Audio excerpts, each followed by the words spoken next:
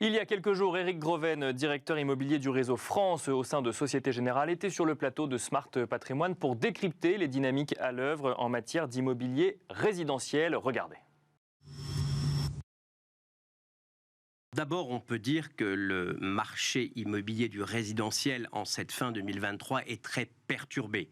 Que l'on parle de l'immobilier ancien, que l'on parle de l'immobilier neuf, que l'on parle de l'immobilier de placement au travers des SCPI, Bien sûr, on voit bien que les cartes sont en train d'être rebattues et que les investisseurs s'interrogent sur la bonne stratégie à avoir. Alors, pour les particuliers, c'est une logique. Pour les investisseurs institutionnels, c'en est une autre. Mais dans tous les cas de figure, les gens cherchent à obtenir de la rentabilité, de la plus-value ou bien des deux, bien et sûr, en fonction des classes d'actifs et de leurs objectifs de court, moyen et long terme.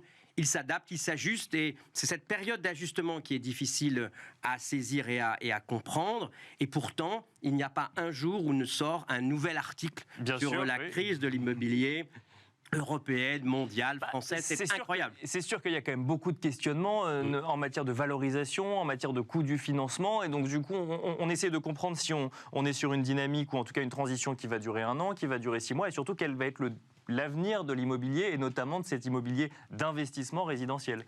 Alors, d'abord, il faut se rappeler que l'on sort d'une très longue période totalement inhabituelle dans laquelle l'argent était gratuit et ça a donné à tous de mauvaises habitudes, en particulier aux épargnants qui s'imaginaient pouvoir financer des biens pour leur propre usage ou pour l'investissement gratuitement, éternellement. Bien sûr, oui. On est revenu aujourd'hui dans un moment de marché qui est plus raisonnable, en tout cas plus conforme à ce qui doit se passer sur un marché des taux d'intérêt, avec des taux d'intérêt réels, quand on le regarde bien, qui sont finalement proches de zéro. Vous prenez 5% de taux d'intérêt, 4,9% au dernier chiffre de taux d'inflation publié par l'INSEE.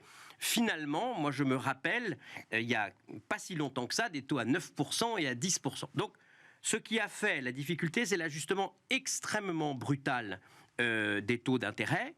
Et la question qui se pose aujourd'hui, c'est les dernières hausses des banques centrales marquent-elles le début d'une stabilisation à laquelle pourrait succéder une période de baisse, ou bien est-ce que, et c'est le scénario central aujourd'hui, les taux d'intérêt pourraient rester durablement aux alentours de 5% si l'inflation ne baisse pas. Or, la mécanique du marché de l'immobilier, en particulier dans le résidentiel, c'est la mécanique des taux d'intérêt, celle au travers desquels les épargnants peuvent s'endetter.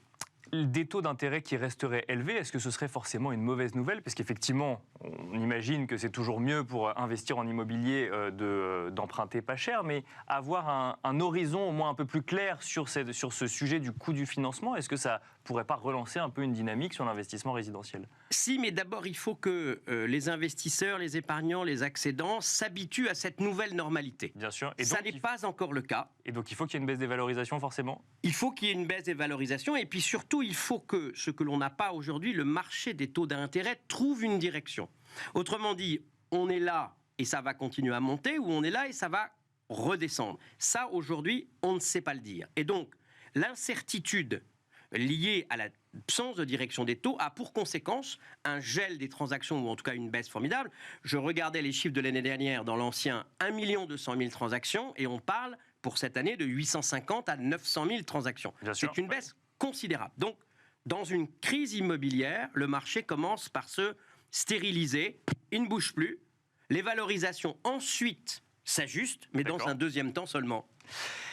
Comment lire les différences qu'on peut voir entre le neuf et l'ancien, par exemple? Est-ce que l'épargnant doit mettre tout l'immobilier résidentiel dans le même sac, ou au contraire, regarder un petit peu les disparités qu'il peut y avoir? Effectivement, donc on a le sujet des valorisations dans l'ancien, puis dans le neuf, on a plus un sujet d'offres, quelque part, d'immeubles qui ont du mal à sortir de terre.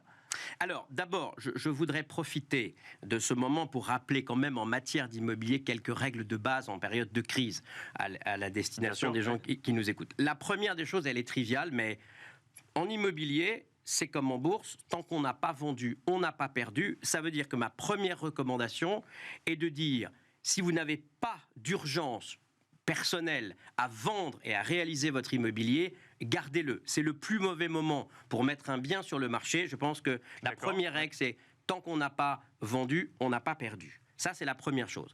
La deuxième chose, il faut le savoir, c'est dans les périodes de crise immobilière qu'on fait les meilleures affaires. Prenez tous ces appartements de 2 pièces, 3 pièces qui sont touchés par des DPE très mauvais, avec un risque d'avoir une interdiction de les louer, par exemple. Les propriétaires s'en débarrassent. D'abord parce qu'ils n'ont pas forcément envie de faire les travaux, et puis peut-être parce que la copropriété ne les autorisera pas. Donc, il y a des affaires à faire en période de baisse, parce que la baisse des prix permet de faire des travaux, et ensuite ces travaux revalorisent le bien. Dernière règle de base, la patience. Les transactions étant gelées, il faut, pour un acheteur, patiemment attendre que les temps baissent.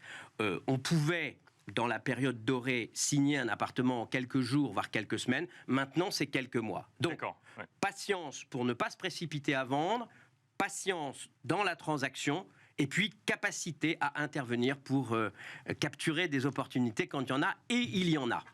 Il y en a pour les fonds immobiliers également, quand on veut investir au travers de fonds, je ne sais pas moi, via un contrat d'assurance vie. On peut trouver aujourd'hui des bonnes affaires sur le marché de l'immobilier. On verra en tant qu'épargnant, même si on investit au travers d'un fonds. Alors oui, parce que notamment un fonds orienté en immobilier, par exemple, au travers d'une SCPI, on voit qu'un certain nombre de valeurs de parts de SCPI ont été récemment décotées par de très grands réseaux. Et c'est incontestablement le moment de se repositionner. Parce que on voit bien que les gérants, c'est une obligation réglementaire, ont dû adapter la valeur des parts à la dépréciation de leurs actifs. Et soit, si vous êtes déjà titulaire d'un contrat, vous pouvez réinvestir avec des prix moins élevés. Et puis, si vous voulez vous lancer, c'est le moment de le faire. Donc, moi, je pense que les fonds immobiliers présentent toujours cet avantage d'être assis sur des biens d'immobilier long terme. Attention, un investissement immobilier par un fonds, c'est une échéance de 5 à 8 ans. Si vous voulez faire une roulade rapide en 2 ans, là, vous vous exposez à des retournements de marché et de la perte en capital. Dernière question, Éric Groven, que faire avec l'immobilier neuf où on a l'impression que la situation est quand même particulièrement bloquée? Est-ce que les épargnants doivent être particulièrement prudents vis-à-vis d'un investissement en immobilier neuf? Je parle d'un investissement pour le coup.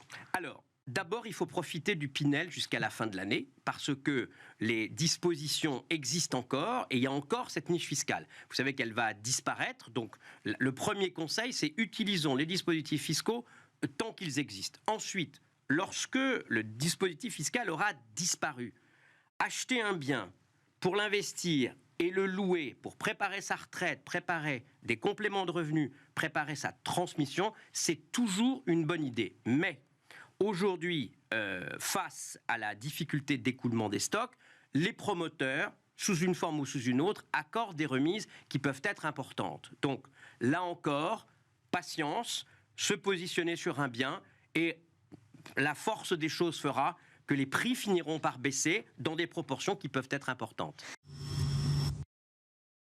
Voilà, donc c'était l'interview d'Éric Groven, directeur immobilier du réseau France au sein de Société Générale, qui revenait sur la situation de l'immobilier résidentiel en France, justement, et on se retrouve tout de suite dans Enjeu Patrimoine.